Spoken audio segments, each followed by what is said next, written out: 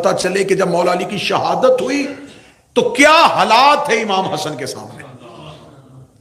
اب یہ کوفہ چھوڑ کے 40 ہجری کو امیر المومنین چلے گئے. یہ ہے کوفے کی حالت. ادھر شام پیسے کی کثرت، شریعت کی کوئی اطاعت نہیں. عبادت کرو نہ کرو، قرآن پڑھو نہ پڑھو، جو چاہتے ہو کرو، جتنی جھوٹی حدیثیں بیان کر سکتے ہو بیان کرو، جو کر سکتے ہو کرو. درہم، دینار، لالچ، پیسہ، رشوت، یہ حالت ہو گئی تھی. اب جب مولا امام حسن کا دور آیا تو اب جو بچا ہوئے لوگ تھے نا، انہیں مولا حسن سے کہا آپ قیام کریں. مولا حسن نے فرمایا کہ اگر تم میرے بابا علی کا ساتھ دے دیتے تو مجھے قیام کرنے کی ضرورت نہ پڑتی. مجبورا نہیں آپ قیام کریں، آپ قیام کریں. علی نے جمل بھی نتیجے پہ آئی تھی، سفین بھی نتیجے پہ آئی تھی. اب آپ ایک دفعہ آپ چلیں. 40,000 لوگوں نے بیعت کی مولا حسن کی. تو جب مولا حسن نے کہا چلو پھر نکلتے ہیں جنگ کے لیے، کتنے لوگ گئے؟ 12,000. آدھے رستے میں جا کے قیس بن سعد بن عبادہ انصاری 6,000 کا لشکر لے کے امام حسن سے الگ ہو گیا. اس نے کہا میں پہلے جاتا ہوں. ادھر سے اس نے شام سے ضحاک ابن قیس کو 1.5 لاکھ کا لشکر دے کے بھیج دیا. کہاں 1.5 لاکھ، کہاں 6,000. 4,000 کا لشکر مولا حسن کے ساتھ تھا. مولا امام حسن 4,000 کا لشکر لے کے بیٹھے تھے، یا ایک ملعون سنان اس نے آ کے مولا امام حسن سے تکرار کی کہ تو کیوں نہیں میدان جنگ میں جا رہا. یہ چاہتے تھے کہ حسن میدان میں جا اور حسن شہید ہو. اس بدبخت نے مولا حسن کی ران پہ نیزہ مارا. مولا حسن کے لشکر میں مولا امام حسن کی ٹانگ زخمی ہو گئی. زخمی حالت میں امام حسن مدائن چلے گئے. مدائن کیوں گئے تھے؟ اب سوال کرو. مدائن میں مختار کا چچا گورنر تھا. اب مجلس کا آج کا ٹچ آئے گا اور پھر اگلی مجلس سے مختار پہ چلی جائے گی. کوفہ کا، مدائن کا گورنر مختار کا سگا چچا سعد جو تھا، یہ مدائن کا گورنر تھا. اسے ہر دور کی حکومت نہیں ہٹا سکی. کیوں؟ قبیلہ بنو سکیف بہت زیادہ تھا اور مدائن کے گرد و نواح میں ان کی کثرت تھی، جن کی وجہ سے یہ مختار کے چچا کو نہیں ہٹا سکتے. جب مختار کے چچا کو خبر ملی کہ امام حسن کے ساتھ کوفے والوں نے بھی بے دغا کر دیا ہے اور امام حسن کو رستے میں چھوڑ دیا ہے، اس نے جلدی سے امام کو پیغام بھیجا کہ مولا جلد از جلد آپ مدائن تشریف لے آئیں، میں آپ کا تحفظ کروں گا. امام حسن مدائن پہنچ گئے. ادھر امام حسن مدائن پہنچے، ادھر حاکم 1.5 لاکھ کا لشکر لے کے آیا تھا. جو 6,000 کا دستہ جنگ کرنے کے لیے گیا تھا اس نے لمحوں میں خریدا، اپنے ساتھ ملا دیا. اب 4,000 ہے. 4,000 کے ساتھ امام حسن 1.5 لاکھ کے ساتھ کیسے جنگ کرے؟ لیکن ایک بات یاد رکھیے گا، مخلص 72 بھی ہو تو امام قیام کر دیتا. امام کی نظر تعداد پہ نہیں ہوتی. 72 بھی امام کو مل جائیں. امام حسن کے سامنے آ کے عامر بن ربیہ نے کہا تھا مولا آپ کیوں نہیں جنگ کے لیے نکل رہے؟ مولا نے فرمایا 9 مخلص مل جائیں، 9 مخلص مل جائیں، میں جنگ کے لیے نکل جاؤں. اس نے کہا مولا 9؟ یہ 3,500 بندہ باہر بیٹھا ہے. مولا فرمایا جا ان سے جا کے کہا حسن لڑنے کے لیے نکل رہا ہے، اور حسن کہہ رہا ہے جس نے میرے ساتھ جانا ہے سر کے بال منڈوا کے آؤ.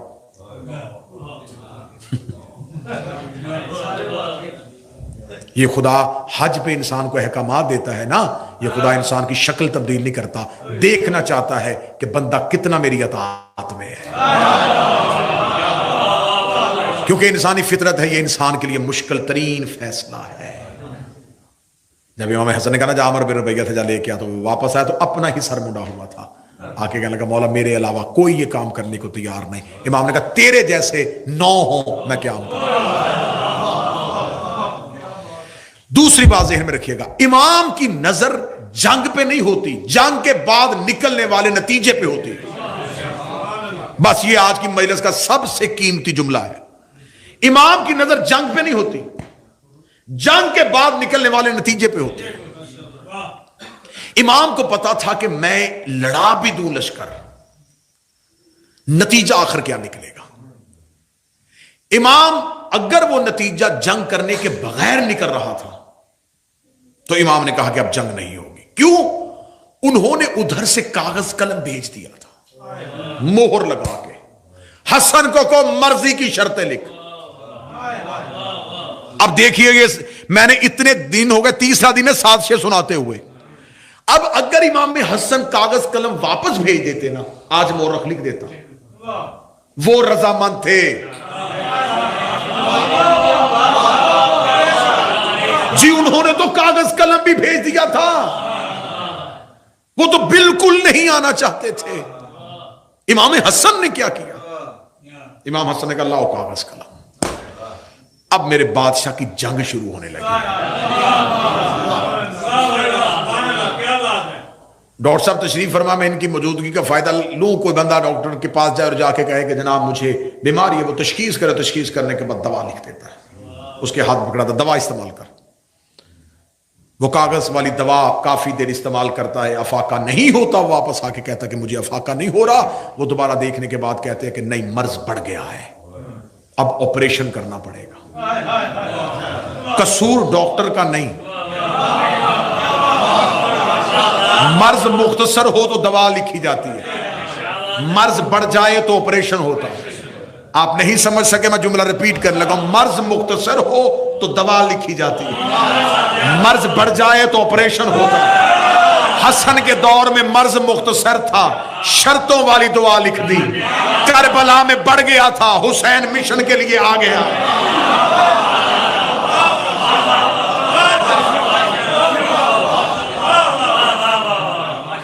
امام حسن کا دور اب دور جنگ کا نہیں تھا، اب محرکات کیا تھے؟ امام حسن نے کہا نہیں۔ اب امام حسن نے شرطیں لکھائی۔ اب دیکھیے انتقام، ادھر سے اگر سازشیں ہیں نا تو خدا کہہ رہا واللہ خیر الماکرین، اگر یہ مکر کریں گے تو اللہ سے زیادہ مکر کس کو آتا ہے۔ اب ادھر یہ سازشیں کر رہے تھے، اب سازش کیا ہوئی؟ ہم مورخ سے لکھوائیں گے کہ ہم نے صلح کر لی تھی۔ امام حسن نے کہا شرطیں لکھیں گے، اب جو بھی قیامت تک چاہے امیہ کا تنخواہ دار ہو، اگر وہ تاریخ میں صلح لکھے گا مجبوراً شرطیں لکھنی پڑے گی۔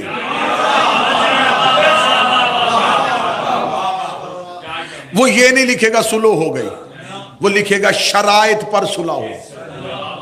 پھر ہر پڑھنے والا قاری، ہر سننے والا سامع، ہر طالب علم پوچھے گا شرطیں کیا تھی، شرطیں کیا تھی، کن شرطوں میں صلح ہوئی۔ اب امام حسن یہ شرطیں تاریخ میں لکھوانا چاہتے تھے۔ امام حسن نے کہا لکھ، یہ قرآن اور سنت پہ عمل کرے گا، اب بچاؤ، اب کرو دفاع۔ بھئی یہ کیسا کاتب وحی تھا جس نے یہ شرط مان لی، اس نے اس شرط پہ تسلیم کیوں کیا؟ وہی شرط پہ اکڑ جاتا، یہ کون سی شرط ہے، مٹاؤ، میرا کون سا فعل قرآن اور سنت کے خلاف؟ مولا حسن نے لکھا قرآن اور سنت پر عمل کر، کیونکہ جنگ دو چیزوں پہ تھی، جسے پہلی مجلس کا پہلا جملہ یاد ہے، دو نظریات، ایک حکومت بچا رہے تھے، ایک رسالت بچا رہے تھے۔ امام حسن نے کہا مورخ لکھے یہ جنگ حسن کی نظر میں حکومت کے لیے نہیں تھی، وہ حکومت لینا چاہتے تھے، حسن قرآن اور سنت نافذ کرنا چاہتا تھا۔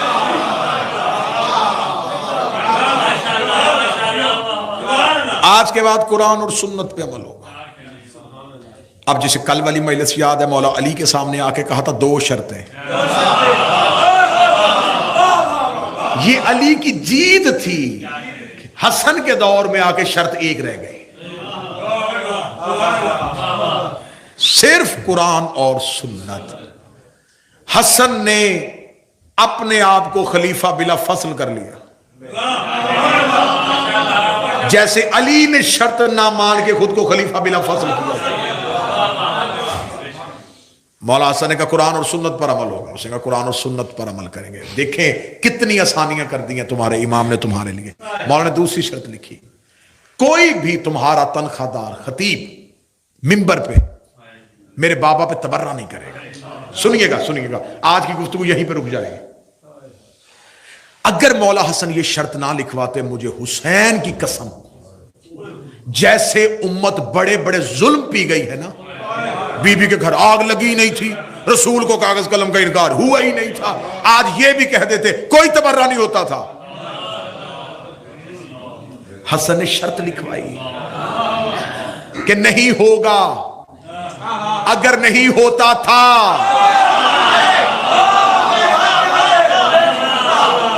بھئی, اگر نہیں ہوتا تھا تو شرط کیوں لکھی گئی؟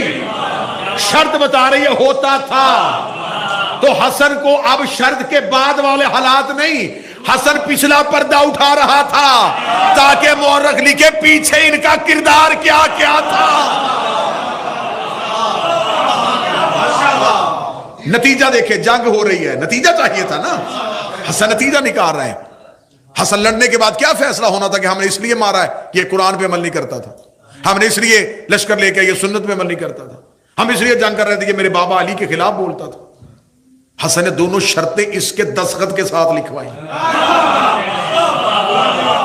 اس نے دستخط کیے کہ میں یہ دستخط نہیں تھی, میں تو بلکہ اپنی خطابت میں جملہ کہہ رہا ہوں کہ یہ کاغذ پہ سیاہی نہیں, حسن اس کے چہرے پہ مل رہا ہے. ہائے ہائے ہائے, یہ سیاہی اس کے چہرے پہ ملی جا رہی تھی. قرآن و سنت پر عمل ہوگا. میرے بابا پہ کوئی, اب مورخ کو لکھنا پڑ گیا, اب لکھا نہیں کہ مورخ نے, مجبوری تھی. سورہ نہ لکھتے تو کیا لکھتے؟ سورہ لکھنی پڑی تو شرطیں لکھنی پڑی, جب شرطیں لکھنی پڑی تو پھر مانا. ابن خلدون نے لکھا, سیوطی نے لکھا, شبلی نعمانی نے لکھا, آج کے دور کا انجینئر محمد علی مرزا تک مان گیا. ہاں جی سب کچھ ہوتا تھا. 90 سال تک مسلسل, 90 سال مسلسل ممبروں پہ باقاعدہ نام لے لے کے. آج ہمیں کہتے ہیں نام لے کے تبرہ نہ کرو, کل حسن کی شرط مان لیتے, آج ہم بھی نہ کرتے.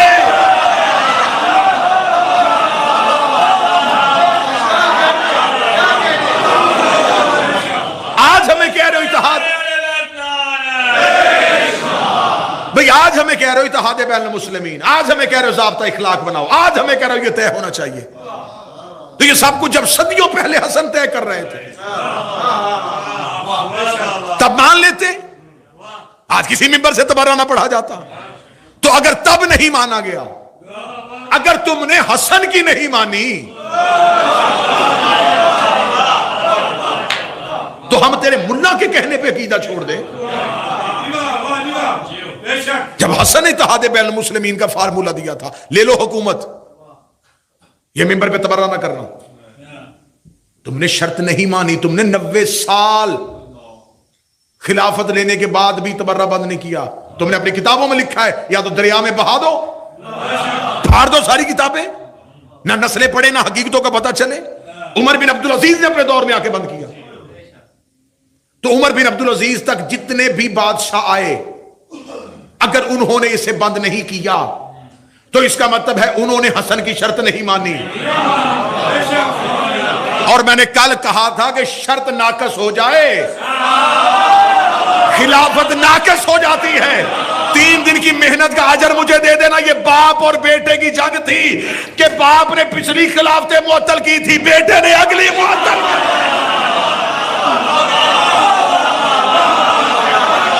یہ تھی باپ اور بیٹے کی جنگ.